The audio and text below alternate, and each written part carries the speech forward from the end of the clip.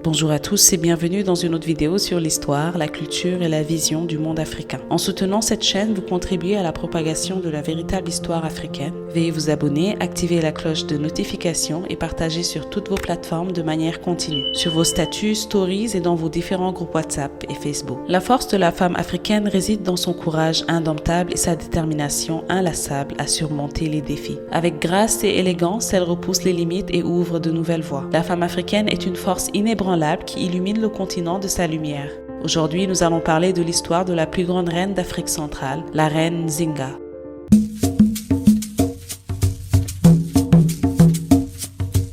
La reine Nzinga est l'une de nos reines les plus populaires d'Afrique centrale. Elle est une figure assez reconnaissable car la diaspora l'a découverte à plusieurs reprises. La reine Nzinga est née chez les Mbundu en Angola, un peuple qui est souvent soumis à l'empire plus vaste du Congo, suivant une tradition de femmes guerrières en Afrique. Comme les reines de l'ancienne Nubie, la reine Nzinga était elle-même une guerrière, participant littéralement au combat, mais surtout, elle était une excellente femme d'État et diplomate. Elle a façonné et influencé la politique locale et portugaise en sa faveur, remettant en question avec succès le contrôle portugais sur son royaume du XVIe siècle. Par ces moyens, Nzinga a pris le pouvoir pendant la montée de l'expansion européenne et du commerce en Afrique centrale. Vers l'époque de la traite transatlantique des esclaves, les défis des Portugais et des autres puissances européennes, telles que les Hollandais, ont suscité une série de réactions de son royaume, le royaume de Ndongo. Les Portugais sont arrivés dans la région du Congo en 1483 et ont réussi à établir une colonie côtière à Luanda d'ici 1575, avec le soutien du plus grand royaume du Congo. Les Portugais en particulier ont exercé une pression énorme sur le royaume Ndongo grâce à un responsable portugais nommé Bento Cardoso qui a mis en place un système en 1608 exigeant la livraison d'esclaves aux Portugais par un noble de Ndongo. Dans le cas où le noble ne parvenait pas à livrer les esclaves, il était lui-même réduit en esclavage. Pour comprendre comment les Portugais ont pu amasser un tel pouvoir dans la région du Congo, il faut se tourner vers la diplomatie européenne. Vers 1611, les Portugais bénéficiaient d'un soutien considérable de la part du vaste empire du Congo, ainsi que de leurs dirigeants, les Maninkongo. De plus, les Portugais étaient également soutenus par des guerriers renégats de l'Imbangala, célèbres pour leur domination militaire. Cette combinaison plaçait le royaume de Ndongo dans une situation impossible, car ils étaient pratiquement confrontés à l'opposition de tous, Africains et Européens. Comprendre ce climat politique à cette époque est essentiel pour appréhender le génie de la reine Nzinga, car elle a largement neutralisé toutes ces menaces. Les Portugais ont commencé à se mobiliser avec l'aide des guerriers Imbangala, mettant presque Ndongo à genoux. La reine Nzinga est sans doute arrivée au pouvoir dans des temps dangereux, mais son accession au pouvoir n'était pas sans controverse. Les Mbundu imposaient de strictes contraintes sur le pouvoir politique féminin et résistaient généralement aux tentatives d'organisation en confédération plus large. Malgré cela, Nzinga a réussi à surmonter tous ces obstacles et à se présenter comme la souveraine des Mbundu grâce à son acuité politique. Lorsque le frère de la reine Nzinga est monté sur le trône, il s'est attaqué à Nzinga. On prétendait que Nzinga était la fille d'une concubine et son frère était considéré comme le souverain légitime. Sa lutte pour légitimité a provoqué des vives tensions au sein de la famille royale Mbundu. Ainsi, Nzinga a rapidement fui Ndongo, mais elle est revenue négocier un traité avec les Portugais à Luanda en 1622, prétendant représenter le royaume Ndongo. Au cours de ces négociations, elle est célèbre pour être représentée par un artiste hollandais en train de discuter avec un ambassadeur portugais sur le dessus d'un esclave. Comme les Portugais refusaient de lui accorder un siège lors des négociations, elle n'allait certainement pas tolérer un tel manque de respect. C'est pourquoi le portrait illustre sa résistance envers la prétendue domination portugaise. Avant d'obtenir une audience avec les Portugais, Nzinga a accepté symboliquement le catholicisme, car c'était un acte d'opportunisme politique qui l'a aidé à consolider le trône de Ndongo. Après sa proclamation en tant que seule souveraine de Ndongo, on dit que son frère est décédé dans des circonstances mystérieuses en 1623. Comme mentionné précédemment, la reine Nzinga était une diplomate, une guerrière et une politicienne habile, car elle a obtenu le soutien des principales puissances européennes en se convertissant au catholicisme, tout en gagnant le soutien des communautés d'esclaves en fuite pour consolider sa base du pouvoir dans la région. Nzinga était entourée de rivaux africains et de concurrents européens,